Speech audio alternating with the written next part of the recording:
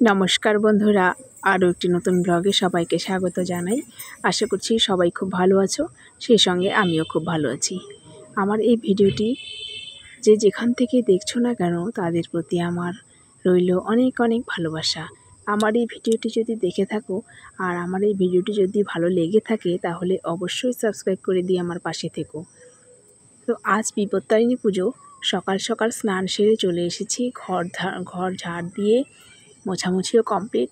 এবার ছেলে মেয়ে বিছানা থেকে নামার সঙ্গে সঙ্গেই বিছানাগুলো পাল্টে নিচ্ছি। যেহেতু আজকে পুজো, তো বিছানাগুলোর কাভারগুলো আজকে বদলে দেব।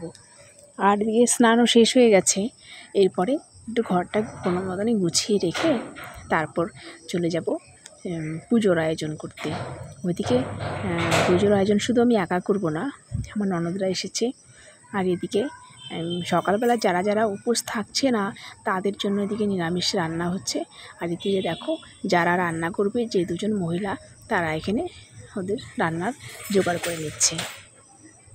এদিকে ঘরের পুজোটা আমি আগে দিয়ে দিচ্ছি, তারপর এদিকে পুজোর জোগাড় হচ্ছে, তার সঙ্গে আমিও করব। আর এদিকে যে রান্না হবে খিচুড়ি, তারপর আলু, কাবলি ছোলা আর পনির দিয়ে একটা তরকারি হবে, চাটনি, পায়েস হবে।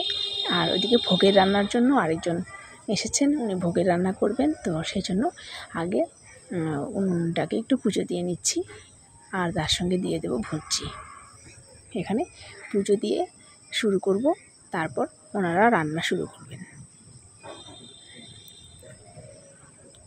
বিপত্তারিণী পুজো, এই পুজোটা আমি যতটা জানি যে রথযাত্রা থেকে শুরু করে উল্টো রথের মাঝখানে যে সময়টা, সেই সময়ের শনিবার আর মঙ্গলবার এই দুদিন এই পুজো হয়ে থাকে।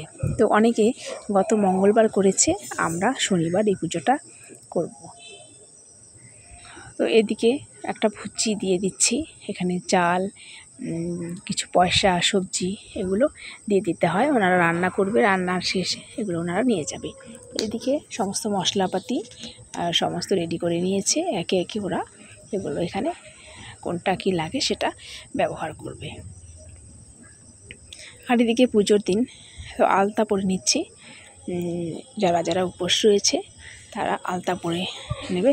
এই পুজোটা বিশেষ করে মহিলারাই করে থাকে।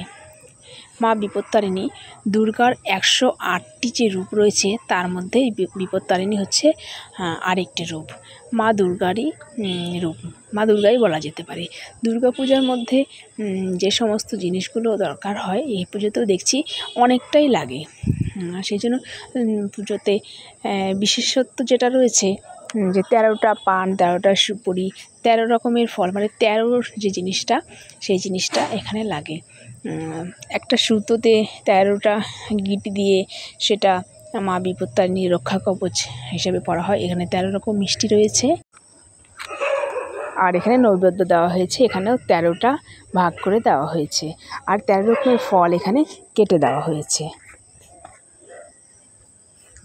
13টা দিতে হয় গোটা ফল, আর 13 রকমের ফল কেটে দিতে হয়। আর এই যে 13 রকমের ফল, প্রত্যেকটা ফলে সিঁদুরের ফোঁটা, আর এখানে 13টা পান, 13টা সুপারি, একটা পুষ্পপত্রতে দেওয়া হয়েছে, আর একটা এই হচ্ছে বস্ত্র।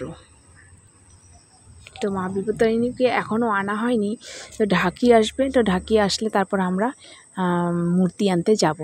মূর্তিটা আমাদের বাড়ির পাশেই, 5 থেকে 7 মিনিটের রাস্তা, সেখানে যাব। তো এই কদিন তো প্রচণ্ড বৃষ্টি ছিল, আর আজকে রোদ উঠেছে, রোদ মানে ভালোই রোদ উঠেছে। এই রোদের মধ্যেই আমরা সবাই লাল সাদা শাড়ি পরে খুব আনন্দ করতে